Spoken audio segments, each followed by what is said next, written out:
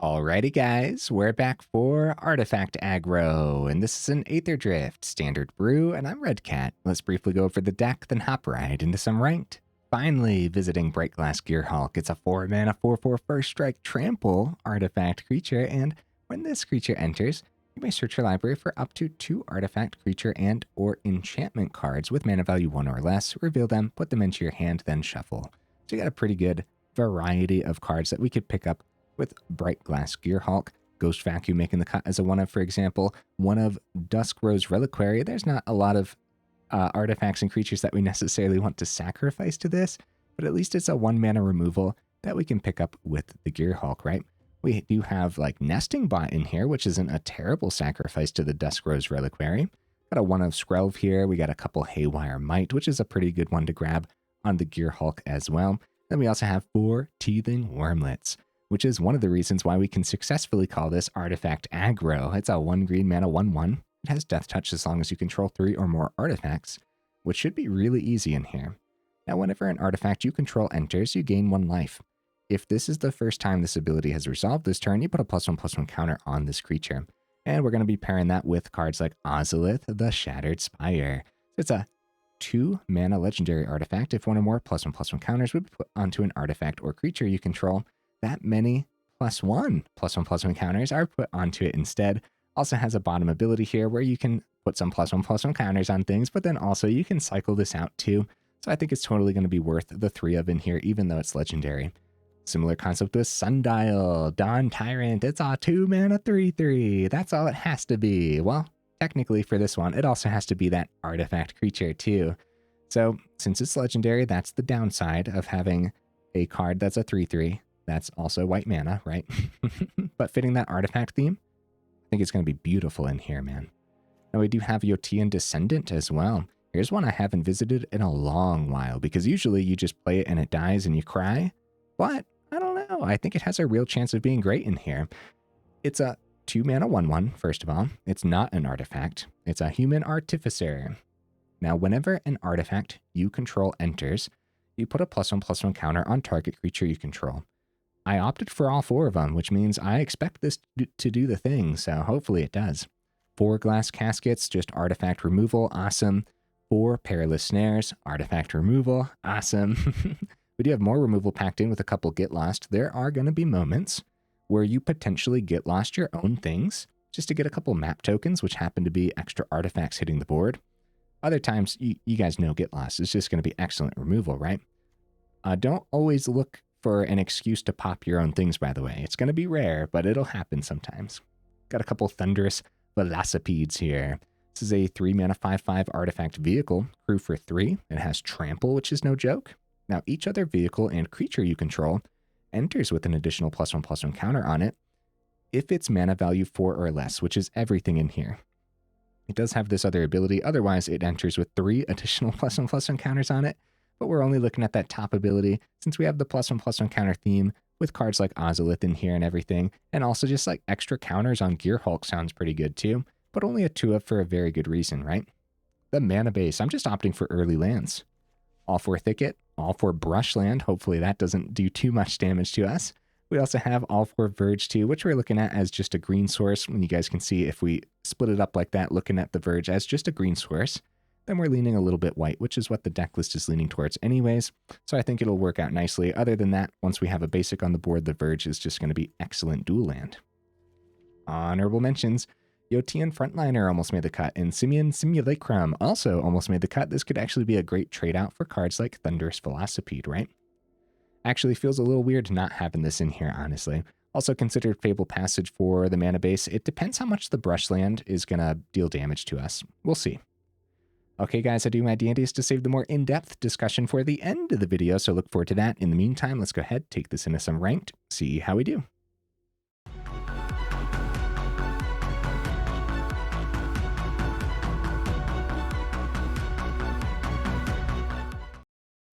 All right, looks like we're getting right into that first game. What am I expecting from the build?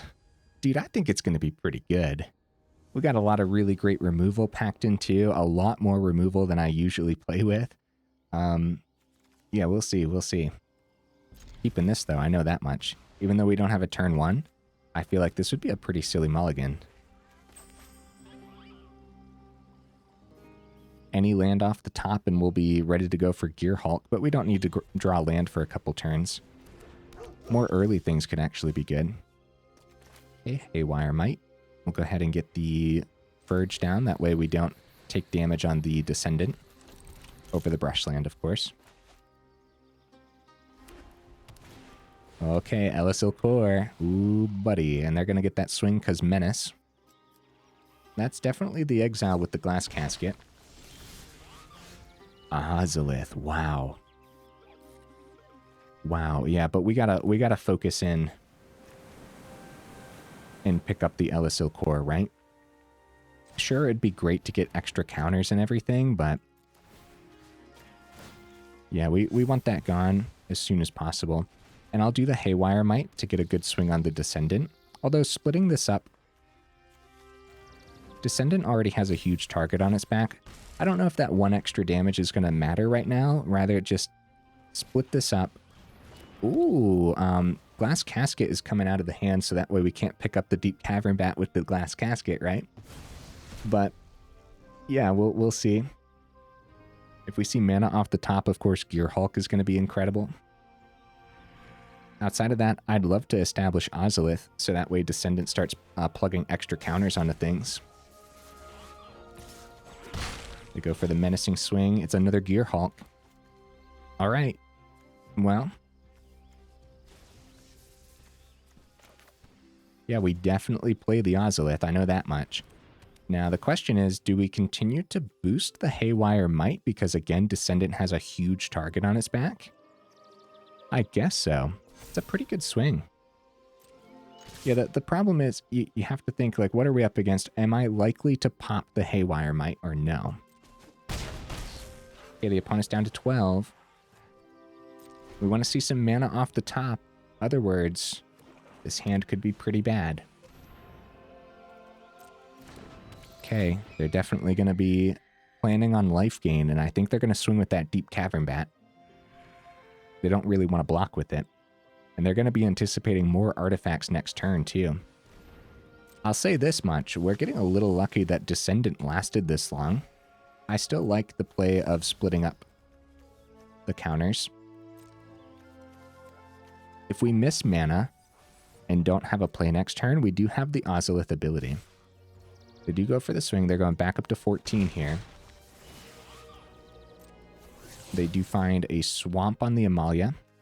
And they found a Shadowy Backstreet before that. Okay. Let's see what we see. We find a Nesting Bot. Not terrible at all, dude. Really not terrible. So we can play Nesting Bot. Don't forget Ozolith bottom abilities sorcery speed only. So we want to do that before the swing. Tempted by putting it on the Nesting Bot, but I think we just go for a nice big old chunky swing. They don't mind chumping. They don't mind things in the grave. Raise the past deck lists can easily bring this stuff back. So they do chump the 6/6, and we get 4/3 on the Descendant. We go up to 2 speed, which doesn't matter too much, but it could come in handy.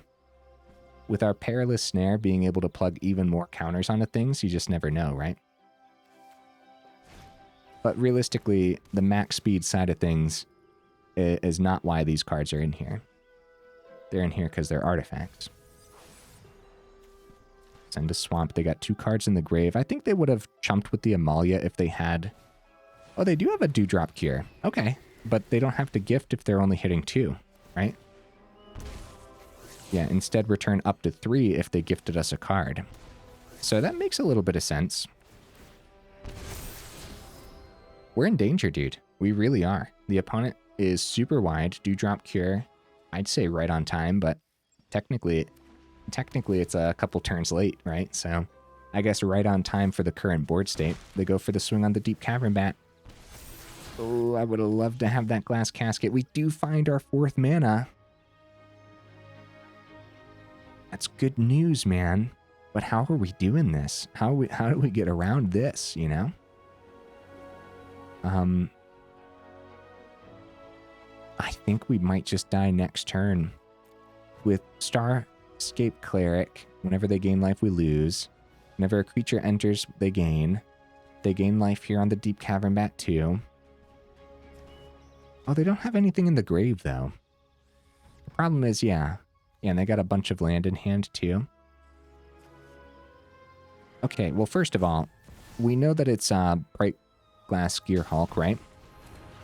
Because we'll still get the extra counters. I just don't really know where to plug them. If we swing, we could be in big danger if we swing. First strike trample. Maybe we just plug it onto the Gearhulk and try for next turn. It's a really tough decision, man. Duskro's Reliquary is actually probably the grab because we need to remove something from the opponent's board state. Ghost Vacuum could also be pretty good. Other than that, double Teething Wurmlets could be good if it was a different situation on the opponent's side. They have black creatures and they have white creatures, so I don't think Skrelv is the grab here.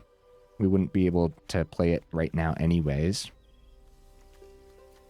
So yeah, if we swung and they trade, or if we swing and they chump, they stock up their grave, we're going to try to go all out next turn. And I hope that's okay, guys. Hopefully. I think Duskro's Reliquary needs to exile their most important thing. Infinite combo. Crap, I should have went for the fun swing. Good game, opponent. Good game. We went too slow for what was happening there. We missed our fourth, which is definitely noteworthy for when we get to the final thoughts and when we're talking about the deck list. As maybe we want to go up mana, but probably not. I think more testing required for sure. So one thing that we don't see too often in the Raise the Pack deck list is actually the top end here, which I can't click on for some reason. There we go. Bloodthirsty Conqueror. Yeah, whenever an opponent loses life, you gain that much life, and then they had the combo popping off, didn't they? Yeah. Okay, cool stuff, opponent. Can't be too mad about that. Maybe if it was just like a huge Raise the Past, then maybe we could get a little salty, but that was kind of a cool ending, you know? All right, see if we can get like a faster startup here too. Also, I mean, we do have a lot of removal, so I wouldn't mind seeing more than just the 2 Glass Caskets, but still seeing the 2 Glass Caskets was pretty good that game, I would say. All right, good. I like it. Yeah. See if Teething Wurmlet gets to stick around for turn 1 here. A very similar concept to sweating about a turn 1 Llanowar Elves or something.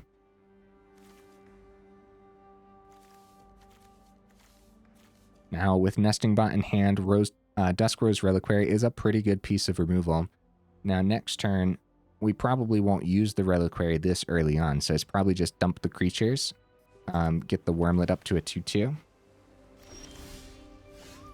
Okay, Verge, Brushland. I guess getting the Verge down is totally fine here. We can get the Plains down next turn. Yep, we play it all out. I think so. Unfortunately, we're not stacking even more counters onto the Wurmlet because the counters is just once per turn, but still, I think it's worth it just to dump it. Okay, Azor's Colors from the opponent. It's going to be a Founding the Third Path. Okay, dude, we gotta go. Oh no. First of all, the exile removal is going to be very important here. All 4 Glass Caskets, all 4 Perilous Snares. I hope we draw some, but at least we have Duskro's Reliquary in hand too. Oh, okay, they missed creatures. Uh-oh. And now we're seeing a lot of mana, huh? So Haywire Mite can pop the Founding the Third Path, but is that really necessary? Mills 4 cards. We could. I don't know if that's that great, though. Duskro's Reliquary. Exile target artifact or creature. We definitely want to save that for when they get their Oculus or their Audigen down. The mana was terrible. We just go for the swing. Let them do their Founding the Third Path. Is that okay? I don't really want to lose the Haywire Mite. Oh, crap. Milling 4 is a lot. We should do this while we have it, right? I don't know. I don't know. That was painful to do for some reason. So hopefully it was fine. Look, mill 4 cards is one thing. It's the third turn that is really deadly too, because if they do end up milling their ways to bring back the Oculus and everything, and they mill that with the Oculus, they get to do all that while keeping a nice stocked up hand. Hadijin number 1, more mana off the top. Oh no. Oh no, guys. More mana off the top is terrible business. Okay. Okay, let's clean up the Hadijin. I'll sacrifice the nesting bot, unfortunately. That's something. So yeah, this is worth it. If I would have kept the Haywire Mite around. Okay, we do have max speed now for when we find our Perilous Snares. It'll be able to start plugging counters onto our creatures. Yeah, 3 or more artifacts. If we would have kept the Haywire Mite, we would have had Death Touch on the Wurmlet too, but I don't think they would care too much. Okay, moment of truth. So far, I'm pretty happy that we got rid of that extra mill on the Founding, but I think we could still easily be in danger here, guys. I think it could be all too easy for them to stock their graveyard with a creature and go recommission this turn. And then we used our 1 piece of removal on a Hadijin already, so. Yeah, we definitely need to see something that's not mana. I know one thing, now I'm considering dropping some mana, but we'll see. More testing required, as I like to say. It's frozen on the opponent here, and if they miss, they still got the Picklock Prankster, which is a pretty good blocker for now. I think a big thing here is, too, they don't know that we only have mana, so they are trying to think like, oh, well, if they play more removal from hand or something along those lines, right? So they're taking the time, they're thinking this through. They might have left the building. There might be 3 land on top of their deck list. Let's see what happens here. First timer used. All right. Well, I'll go ahead and pause until the opponent shows up. Oh, the opponent has arrived. They sent a bounce off to the grave. Mana? Game. How could you, game? How could you? We actually had a good chance here against, like, the opponent's missing. Oh, no. Okay, I guess we play the tapped land over the Brushland, right? Since we have nothing else from hand. Let's see what they end up doing here. I mean, they have bounce off in the build, so I think we're in danger, dude. Like, a lot of danger. This is a big flood. 7 land in the top 11. How much land do I have in here? Oh, it's another moment of truth. Let's see if they miss this time round. Let's see, I have, what? I have, like, 8 plains, 2 forests, right? So that's 10. And then 12 dual land, so 22. Is that all I have? I might be missing something, but this is a big flood if we only got 22 mana. Another moment of truth. Opponent is also having a hard time. This is our chance to win against Mini Reanimator, which is super devastating. It's a rough deck list, man. Especially when they... Oh, there it is. Oculus in the grave. I can only imagine it's coming out. Yeah, it's coming out tapped, though. There still could be something here that could get us through. I'll tell you what, Perilous Snare off the top, pick up the Oculus, boost the 1/1. Oh. Game. Ah, how could you? How could you? That's a really bad flood, dude. Okay, okay. It's gonna happen sometimes. That's just Magic the Gathering. On occasion, you will flood way too bad. But I guess if we flood like this again today, or if we have a small flood, then we could consider dropping mana. The deck list is relatively cheap, but there's a lot of things that you want to do every turn too, so...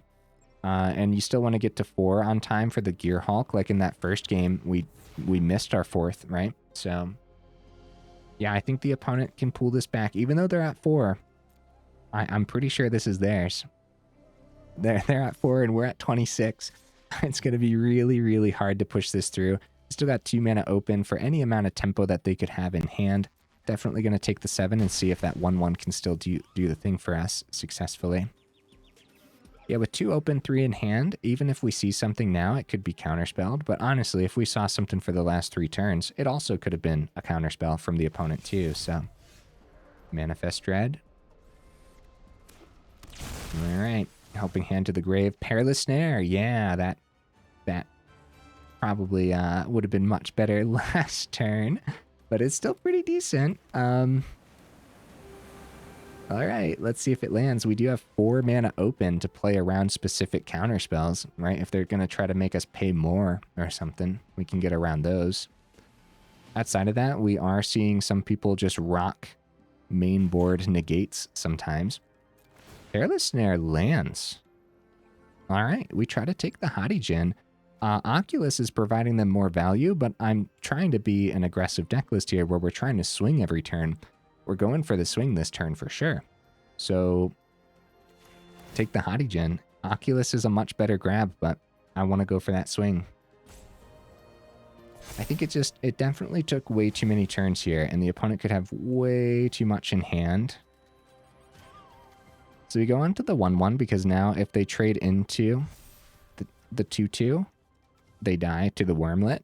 But it could easily be a bounce off or something too, but still, that's the play over buffing the Wurmlet. We maybe could consider over buffing Wurmlet if it had trample or something fancy, but yeah, even with the flood, we totally had them on the run. I mean, honestly, I guess we could still get there. They didn't bounce the Wurmlet. Okay, they're looking at the Perilous Snare. Oh, Soul Partition. Okay, they could win this turn. Yeah. That's good, opponent. That's really good. Yeah, they take it down to 2, which could have been risky because they don't know what's in hand, but we haven't had anything for so many turns that the opponent took that risk to try to get the victory this turn. I think they could easily get there.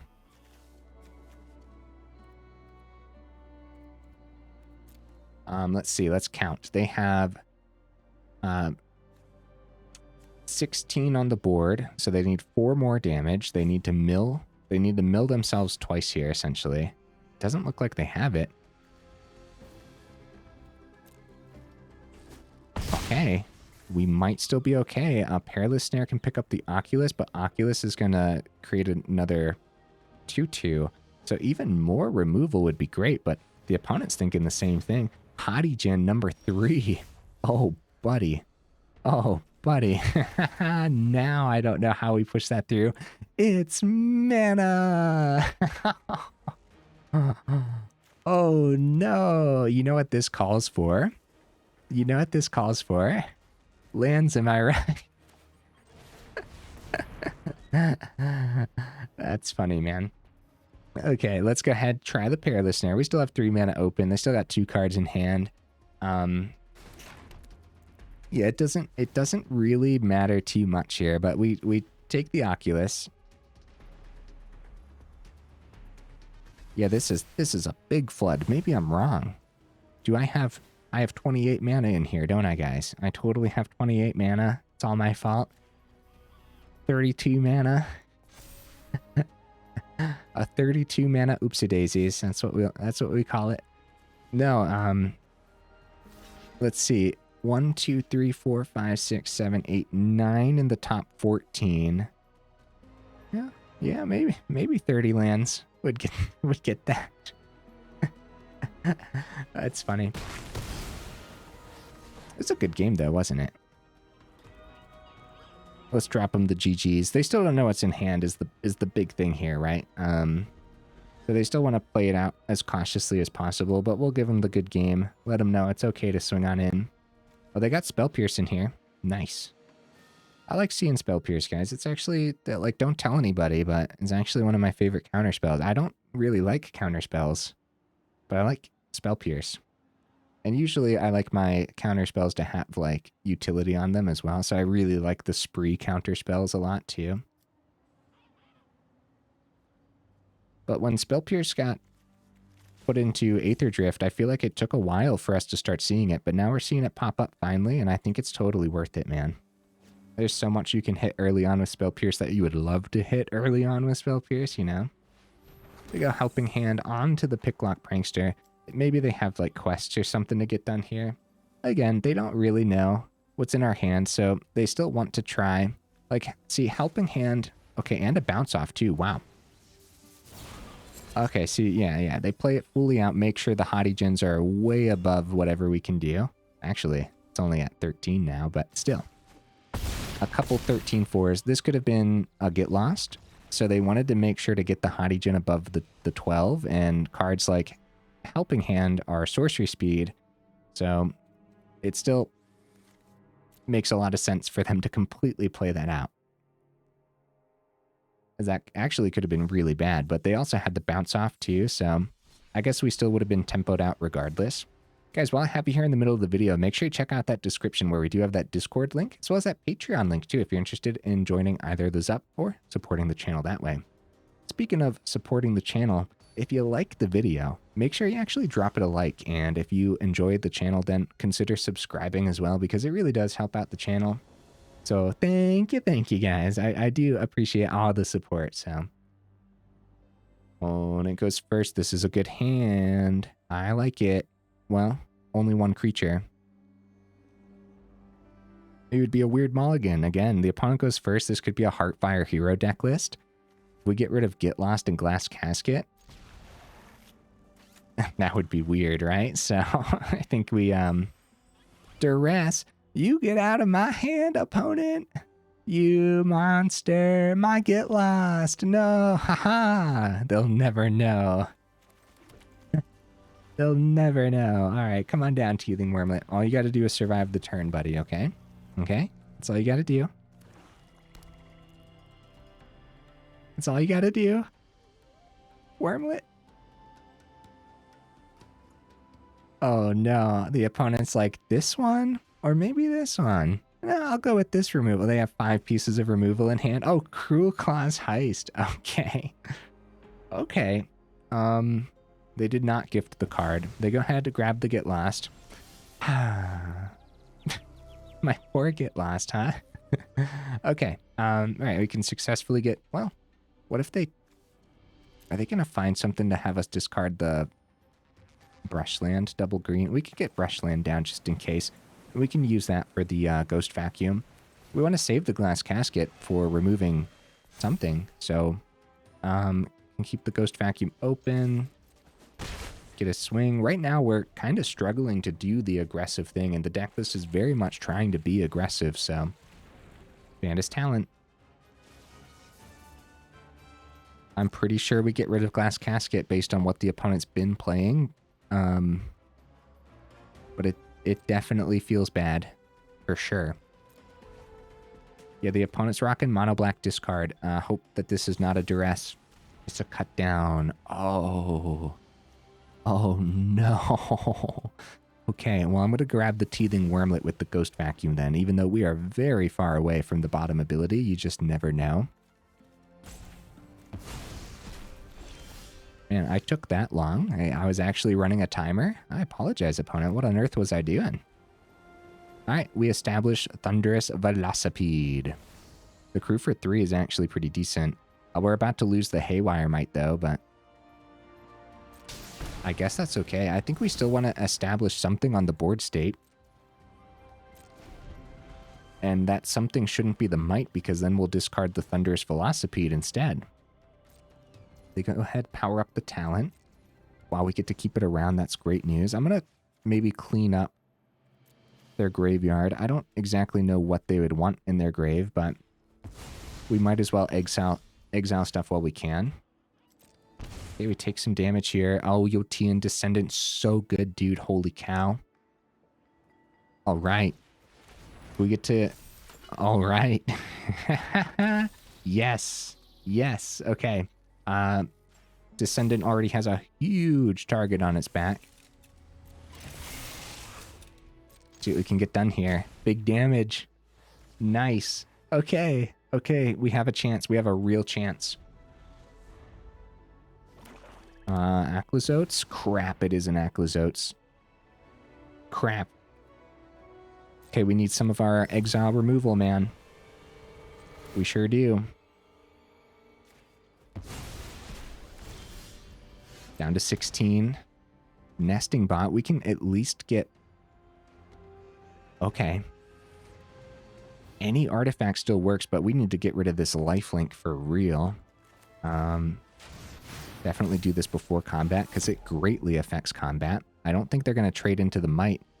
Also, guys, we can pop the Bandit's Talent, but it's not doing too much for the opponent right now. I'd actually prefer if they spent mana on it next turn, but... yeah, we could... Yeah, we go for the swing. Through for 3, right?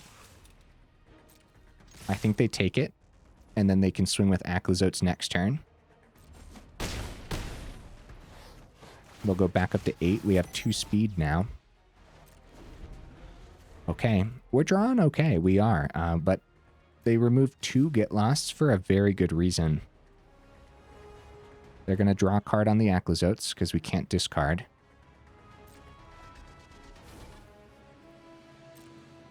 I'm on the edge of my seat, kind of. I think we can get there. Going up to 8, though, we have to anticipate spot removal from the opponent. Liliana. So luckily, the sacrifice here is Nesting Bot, but they still have 2 cards remaining in hand, and I'm still anticipating more spot removal as well. So Nesting Bot. We get 1 back. Extra counters I'll plug onto the servo. Ghost Vacuum at the end. I'll pick up the Nesting Bot, right? Okay, guys. Still got 2 swamps open. We're going down to 10. They're at 8. We find mana, which is definitely not what we want to see, but it's fine. At least now if we see Gearhulk or something. Yeah, we need a way to get rid of the Aclizotes. I think the full swing's coming to the opponent's face. I will not play the mana before combat. I am fully anticipating spot removal here, but we'll see. They might be relying on us swinging at the Liliana, but I say we just go face, right? We try for that victory. It's a bitter triumph. They go for the discard. It's still 6 getting through. Oh no. Oh no. They're going to go back up to 6 on the swing, and they have a +1 on the Liliana. We're going to take 2 from the Bandit's Talent unless we pop the Haywire Mite. Okay, well, first of all, we play the Plains. Ghost Vacuum is available. This might come down to their draw, guys. Going up to 6, though, we only have 5 if they block the Mite, or if they find a blocker for the Mite, or they could find spot removal on top, too. They're drawing on the Aclizotes, going back up to 6. We're in danger, dude. We're really, really in danger. What do you guys think? You think I should have gotten rid of the Bandit's Talent to take less damage earlier, but then we would have had 1 less swinger? And then also, we wouldn't have been able to, like, if we plugged too many... Oh, their own Ghost Vacuum. Oh, they have the Fountain Port, guys. The Fountain Port, they can chump, but they'll take 1 for the fish, so 5 still gets through, right? Guys, did we get there? I'm scared I'm missing something. I think we still full swing at their face. Oh, we find a Perilous Snare. Well, now we definitely get there, right? I'm pretty sure. I'm pretty sure. Because we get the extra boosts here, too. We can take the Aclizotes, and we can boost wide as well. Yeah, the extra fishy cost 1 anyways, but so even without the extra boost, I think we would have gotten there. Oh, also we get max speed, which is kind of cool. It's unfortunately Perilous Snare's bottom ability is sorcery speed only. Yeah, still 6 getting through, so even if we didn't see the artifact, it still would have been 5 getting through. So it doesn't look like I was missing anything there. I was sweating though, man. That could have been anyone's game easily, easily. So far, the deck list is drawing a little bit worse than I was expecting, a little bit worse than when I tested the deck list. But overall, not too bad, right? I do know one thing right now. I really like all 4 Glass Caskets and all 4 Perilous Snares. The opponent being able to strip away those couple of Get Lost was so essential for them sticking around. So just all that extra removal really, really coming into play here. Yeah.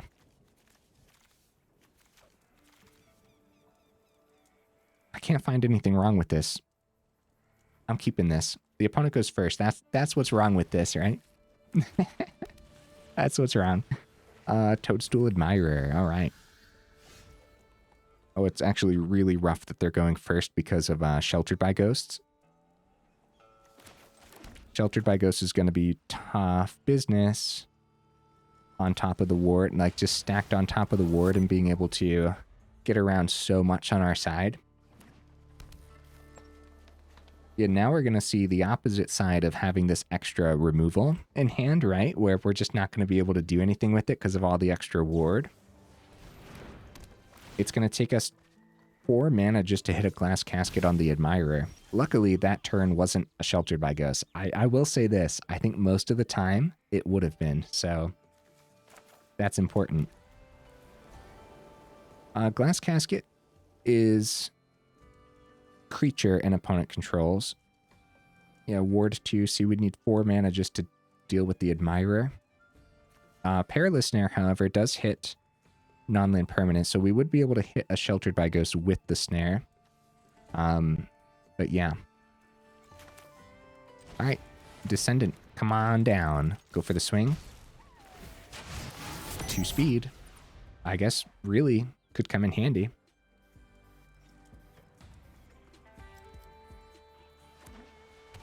Okay.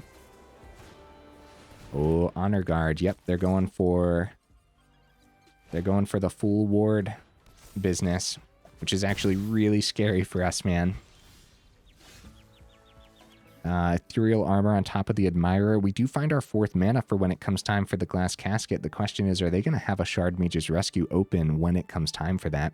We don't even have the, I guess Perilous Snare can pick up the Ethereal Armor to try to keep us in the game a little bit longer here. I'll get the Brushland down, no worries. And let's go for that. Yeah. Perilous Snare on the armor. Like, yeah, it would be much better to hit a Sheltered by Ghosts, but I think they already would have played Sheltered by Ghosts, especially on our Yotian Dissident, right? And we're going to try to just stick around for a little bit longer here. We're going to put it on the nesting bot, and a trade into the Honor Guard actually could be pretty good, but I don't think so yet, because I think... Okay, we do cheese the 2 through, which gets us up to 3 speed, which could actually be very important now that Perilous Snare is also on the board. Oh, Anthem of Champions. They swing for 7. Dude, we're in danger. Still no Sheltered by Ghosts, though, which is good news. It is good news. Thunderous Velocipede. Okay, so Gearhulk blocks on the ground well, but Armored Armadillo's a 1/5 thanks to the Anthem of Champions, so I guess that's getting through. Feather of Flight being in the air is a little bit too rough. I'm pretty sure this is... Dude. We're stuck between a rock and a hard place right now. Glass Casket on Admirer is probably still the best bet. Pay the 4. I apologize, opponent. I'm thinking. The main reason here is we can only block on the ground. We can boost the nesting bot since it's an artifact, get it to a 3/3 in case they play another Anthem. We still don't want to go Descendant because I want to keep Descendant around anyways.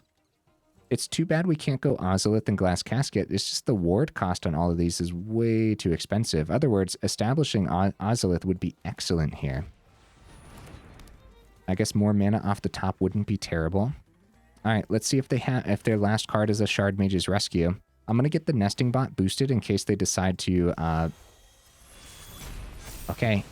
All right, it wasn't sticking. That's great news. no attacks because we're in danger. Let's see if they can get this Honor Guard into the air. I think they can win this turn. It's just mana. Oh, all right. All right. Trade into the Honor Guard. Maybe. Right? Maybe. Oh, holy cow, dude. The Armadillo ability. Holy cow. We're at 1. This creature gets +X/+0 until end of turn, where X is its toughness. Oh, crap. Oh, crap. I definitely overlooked that, man. Yeah, still nothing we can do if they find a way to give these flying. I think it would be all too easy for them to find a Feather of Flight for sure. I guess we go Wurmlet before. We get some life gain on the Wurmlet. That's actually really good, right? And Velocipede would be good, but establishing Ozolith would be equally as good for the turn, I would say. Extra counters onto the Wurmlet and from the Descendant. Whereas Velocipede, oh, I don't have enough green mana on the board anyway, so it's going to be Ozolith regardless. Brushland. Crap. I don't have any other play, guys. Crap. Well, at least it has Death Touch on the ground. Oh. Oh, no. Oh, no. We could swing with the 2/2 and maybe they just find removal and win next turn. Swing with the 2/2. If we get 4, we have an extra counter from the snare. Not worth it, right? Not worth it because they could find Sheltered by Ghost this turn, right? They could find anything, honestly. This is heavily leaning towards the opponent. And it's kind of my fault. I should have chumped the Armadillo, probably, with the Descendant. It would have sucked to lose the Descendant, but at least we would have still been at 7, and we would have actually been able to use the Brushland for the Ozolith, too. So this one could easily be my fault, I would say. But also really tough business with the spot removal that we decided to use in this deck list. All the extra ward costs are brutal business. For that turn, by the way, I definitely think it was Wurmlet over Ozolith. We wanted 3 creatures in case they found removal since we're so low, but then also the Death Touch really comes in handy to block the Armadillo. Or the Scavenger for that matter, but the opponent has left the building, but also there's a lot of tough decisions, and I also was running down the timer. So it could be this board state, but also maybe they found mana on top. That would be great news for us. But also not how I like to win the game, but I'll take it. I'll take it if that's what they find, right? And we actually find a way through after the fact. And some life gain too. If we can establish Ozolith, gain on Wurmlet, we find a green mana on the top, establish Velocipede, gain on Wurmlet, get a whole bunch of counters. We also can cycle Ozolith. I don't think that's a great cycle. Wow, we stopped their attack, guys. Holy cow. Let's see what we draw. Perilous Snare. That's good, right? That's really good. We can pick up Scavenger, gain on Wurmlet. We actually have a swing then.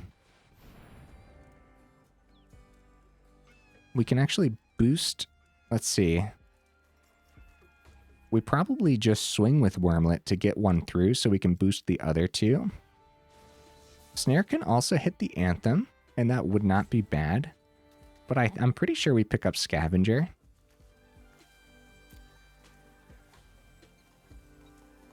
They're boosting all their creatures by +1/+1, or Scavenger gets out of hand after a couple turns. And it looks like they might be saving stuff back too. This could be a Shard Mage's Rescue, which I don't believe can protect your enchantments, right? It's target creature. Yeah, it's an aura, right? So, also having Ozolith on the board would be really good, but we're going to try to take the Scavenger, and we will boost the Servo, the 3/3 now, which isn't bad. Let's see if the risk. Okay, it hits, so we can get our engines to 4 and plug extra counters with the Perilous Snare, I'll go for it. I'll go for it because I think it's worth the risk right now.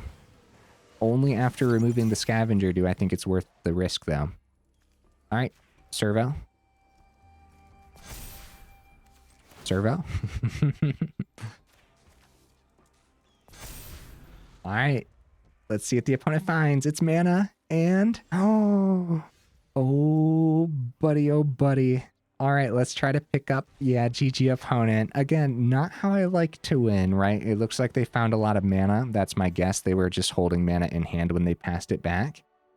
But I'll take the victory because they are very hard to come by sometimes, man. We'll end on a high note. Two very different versions of Selesnya competing against each other there. I think it was heavily leaning towards the opponent, and if they didn't get a little unlucky there at the end, I think that would have easily been theirs. Let's go ahead and wrap up the evening with a couple end of video packs, guys. We got a Bloomburrow pack. Nice. Fabled Passage. Finally, a new version of Fabled Passage. Dude, that's so funny. I've brought that up so much that I still haven't had any of the new versions. I just keep playing the old ones. Like, why craft the new ones, right? Oh, and then also, Vinwixt. Nailed it. Totally pronounced it correctly. All right, let's go over the deck list again, guys. Artifact Aggro. There's a lot. Like, yeah, look at this. Look, finally, the new Fabled Passage. Huzzah! I'll play the new one whenever I play one Fabled Passage in a deck list. All right. Here's the deck list again, guys. Would I go up to 4 Gearhulk? I don't have the 4th. I don't think it would even be worth it. On the top end, I wanted to go aggro. I didn't want to go... Right, all right. Okay. Gathering thoughts. Thoughts have been gathered. Okay. This is not Selesnya Gearhulk. That's not what I wanted to do. I wanted to go Artifact Aggro. Very specific, right? So Gearhulk is the top end. It's top end big creature. 4/4 first strike tramples, no joke. It's top end artifact creature, which works with Descendant and Wurmlet and all the other, like the whole artifact theme, obviously, right? Also, first strike trample is really good to plug extra counters onto. It's just an excellent top end creature in here. 3 of them makes a lot of sense. When you're building aggro, what does your top end usually look like? Does it really look like 4, 5, 6 creatures? No. At that point, you're starting to go a mid-range and maybe some ramp at the beginning or something, right? But Gearhulk at 3. I don't have the 4th. I think it works out in here. I think 3 makes a lot of sense, and it also, as a top end, helps us grab a lot of utility at the front of the build here, which there's a lot of not very aggressive things at the front of the build, mainly for that top-end utility. On the Gearhulk, Ghost Vacuum, Skrelv, and Dusk's Reliquary, all one-ofs in here literally just because Gearhulk can grab them out of the build, but all 3 of those one-ofs are artifacts, so they fit the whole theme as well. Also grabbing Haywire Mite's going to be no joke too. Yeah, Ghost Vacuum's just not very aggressive at all, but you know what I'm seeing a lot of? Reanimator. Reanimate everything all the time. Squirming Emergence Reanimator, right? I'm seeing Mini Reanimator way too much. The early turn Oculuses are so hard to deal with, dude. But you know what else deals with it well outside of the Ghost Vacuum? Glass Casket. Mana value 3 or less hits so much right now. It exiles Screaming Nemesis. No worries, you're not dealing damage to the Nemesis, you're just exiling it, get it out of there. It exiles Oculus and Hadigen and 1,000 other things. It exiles Heartfire Hero, right? That's very important to exile that one. The extra Get Lost still makes a lot of sense to me. There's still going to be moments where you do pop one of your own things for extra map and then you boost, especially if you're established with Ozolith, Descendant, and Wurmlet on the board and you successfully pop, I don't know, like a Haywire Mite, get 2 map tokens, pop off with a whole bunch of extra counters and swing in. It's going to be rare, but it's not going to be unheard of. So I still like the double Get Lost. All 4 Perilous Snares, yeah, I like it, especially with the Start Your Engines and the Nesting Bot, starting our engines a bit early. So there's another way we could have built this Artifact Aggro as well. And that other way would have been like the Cookie route, the Ginger Brute early on, and more of the Start Your Engines and the mana base and everything too. I don't think that's what we wanted to do for this one. Well, first of all, I know for a fact it's not what I wanted to do this time around, maybe when we revisit it, we'll go the cookie route instead. I think it might be a little cooler right now to go cookie in Simic. It's been a while since we visited Simic cookies, but I don't know. I just feel like there's some good tempo options that we could put into that as well. At some point, we'll visit Selesnya cookies again too. I just wanted to do something a little bit different here too. And not just Ginger Brute as a cookie. Of course, Tough Cookie is another one. And Tough Cookie probably could have made the cut in the honorable mentions for sure. Tough Cookie's a good one. Okay, what else, guys? The double Thunderous Velocipede, the double green. It's actually really greedy. I think I would go up the Simian Simulacrum. Little less greedy with the double green, but we got so many dual lands in here too. Excuse me, guys. And the Hushwood Verge is usually just going to be good dual land too when we do have 10 basics packed in. But if you guys were thinking about putting this list together, I think you could successfully skip the Velocipede and go up a card that you really enjoy. And if you have a couple Simian Simulacrum sitting around and you don't have any Velocipedes, there you go. Perfect trade out. I think literally a perfect trade out if you already have the Simian Simulacrums, but you don't have the Velocipede and you don't want to spend mythics on this. And I wouldn't if I were you. I would not craft this. Not necessary at all. It fits the +1/+1 counter theme. It let me play with even more new cards in this deck list too and try out the Velocipede again, but I don't know. Well, okay, all that being said, don't forget that the vehicle side of it, yeah, it has a pretty cool ability. It works with the +1/+1 counters, but also the vehicle side of this really does come in handy too. There are going to be moments like you're looking at the deck list and, there's no haste. Since I didn't go the start your engines route in the mana base at all, there's no actual way to give these cards haste, which, by the way, would take away from the Brightglass Gearhulk on the top end. Don't forget that. If you're looking at the start your engines, like Amonkhet Raceway, it would be great to give haste to these things, but don't forget, if you put a couple of these in and you see one or two of them, you might not have your turn 4 Gearhulk, which actually could be really bad, especially when there's no other ramp or mana fixing here in the actual cards. That actually, that could just be straight up detrimental, and that's why we're not focused on the start your engines theme at all. These Start Your Engines cards are literally just in here because they're value artifacts, and that's it. That's the only reason. Anyways, guys, yeah, that's... So if we go Amonkhet Raceway and stuff, and we eventually go Ginger Brute, and we go the cookie route, then, yeah, we could have more of the Start Your Engine theme and whatnot. But anyways, a lot to say about this one. I'm getting lost, man. I apologize. There's actually a lot to say. I do think the one of Duskrow's Reliquary makes a lot of sense. Here's our removal, guys. Our removal really coming in handy today. 11 pieces of spot removal. That's, what, 10 more pieces of spot removal than I usually play with? Not bad. Not bad. I do like the 3 Ozolith. I think most of the time, if you get Ozolith established, it's going to be an MVP, dude. Yeah, for real. I can't believe how easy it was to actually keep Yotian Dissident around too. This is going to be a lot of extra value when it's on the board. Actually kind of insane. Oh no. Sundial. Why? Where were you today, Sundial? We have 3 of them. It's a value artifact. I'm keeping them for sure. You can trade it out. I know a lot of people don't actually like Sundial, which breaks my heart, but it's a 2 mana, 3/3. That's all it needs to be for me to love it. And I think it would be great in here. Let's think about those matchups real quick. I think it would be good, right? I think it would be totally fine. You're dropping this on turn 2 after a Wurmlet. That's no joke. That's still pretty good, right?